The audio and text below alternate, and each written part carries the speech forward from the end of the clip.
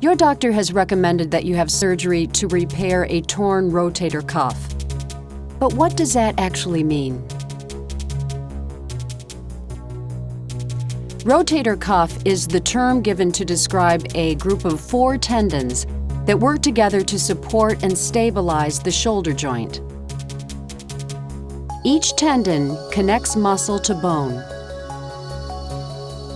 When a shoulder muscle contracts, it pulls on a tendon, which in turn pulls on the upper arm bone and causes it to move. When one or more of these tendons become damaged, the arm loses strength and mobility.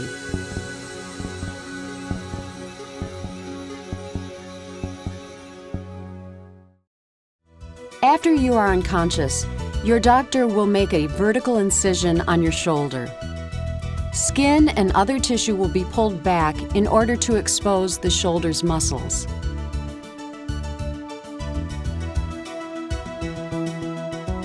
These will also be pulled aside to expose the shoulder joint and tendons.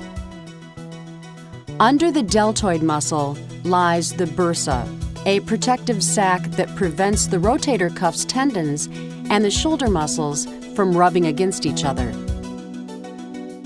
Your doctor will remove the bursa to gain access to the damaged tendon. Next, the surgeon will cut away any scar tissue or unhealthy tissue around the torn area.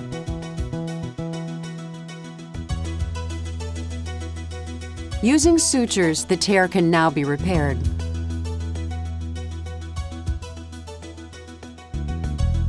Before closing, the deltoid muscle is returned to its proper position.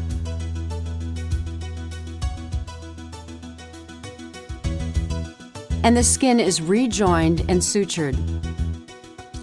Finally, a sterile bandage is applied. In order to keep the shoulder muscle immobile while it heals, you'll be given a sling to wear.